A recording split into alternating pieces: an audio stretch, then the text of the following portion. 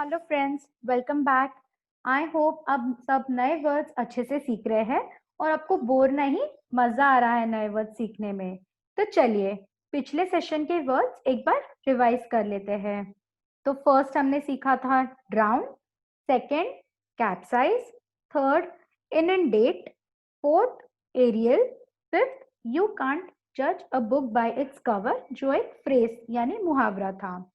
मेरी आपसे रिक्वेस्ट है कि जब मैं वर्ड्स रिवाइज करती हूँ आप भी जोर से वर्ड्स पढ़िए ताकि आपका प्रोनाउंसिएशन बेहतर होते रहे।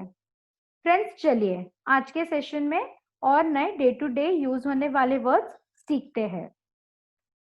बीबीसी न्यूज ने बीरेट बॉम्ब ब्लास्ट के चश्मदीद से आप बीती पूछी तो उसने कहा, I lost my hearing for a few seconds.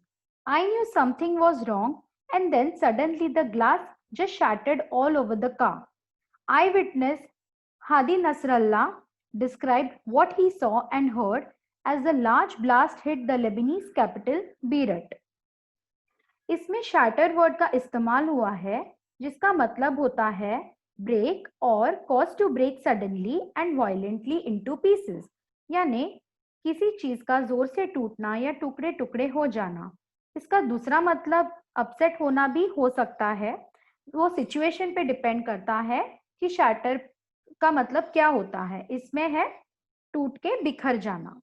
तो इसका यूसेज मैंने ऐसे लिया है, clock fell from the wall and shattered all over the floor, यानी घड़ी दीवार से गिर के जमीन पे टुकड़े हो गई।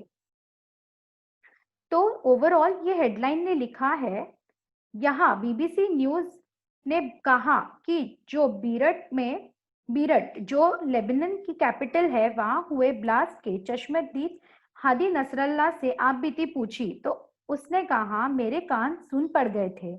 एक समय के लिए मुझे ऐसा लगा कि मैं बहरा हो गया हूँ। मुझे समझ आ गया कुछ गलत हुआ है और अचानक कार के कांच टूटकर बिखर गए। तो मैंने यहाँ एक और खबर ली है, insurers see spurt in surrender of policies. तो यहाँ पे दो वर्ड्स हाईलाइट या दो वर्ड्स का मीनिंग मैं आपको बताना चाहूंगी, जो है एक स्पर्ट और है एक सरेंडर। तो स्पर्ट का मीनिंग होता है move with a sudden burst of speed, यानी तेजी से कुछ होना। यूसेज कुछ इस तरह लिया है, a great spurt of blood came out of the wound, यानी जख्म से तेजी से खून बाहर आया।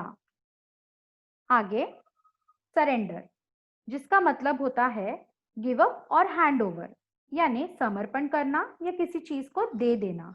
Usage, he surrendered his Olympic gold medal when people got to know that he won that medal by cheating, यानी एक लड़के ने अपना ओलंपिक गोल्ड मेडल वापस दे दिया जब लोगों को पता चला कि उसने वो मेडल चीटिंग करके जीता था।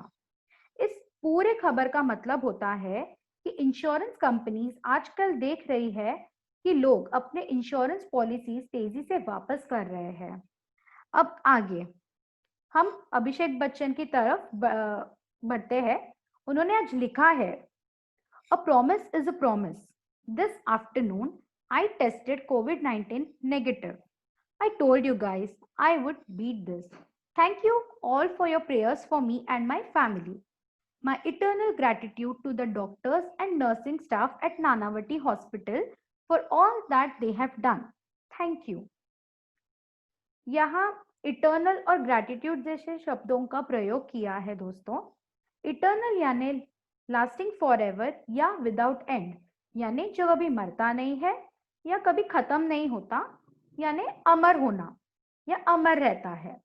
तो यूसेज मैंने ऐसे लिया है, a mother's love for her children is always eternal.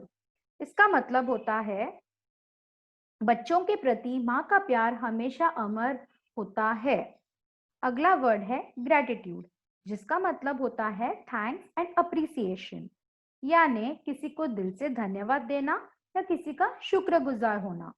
Usage, some people are very rude and never show gratitude to people who help them. मतलब कुछ लोग इतने असभ्य होते हैं कि जो उनकी मदद करता है उनके भी वो शुक्रगुजार नहीं रहते।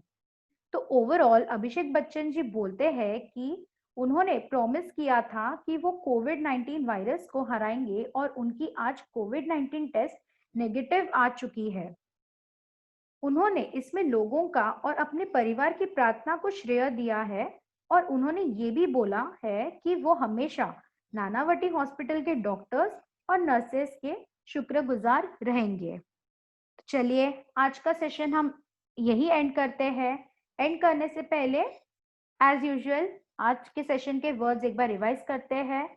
तो आज हमने सीखा शैटर, स्पोर्ट, सरेंडर, इटर्नल और ग्रैटिट्यूड। आप ऐसे ही वीडियोस देखते रहिए, वर्ड्स जानिए और उनके प्रोनाउंसिएशन पर भी ध्यान दीजिए। तो चलिए अपना ख्याल रखिए and I will be soon back with some new words. Bye.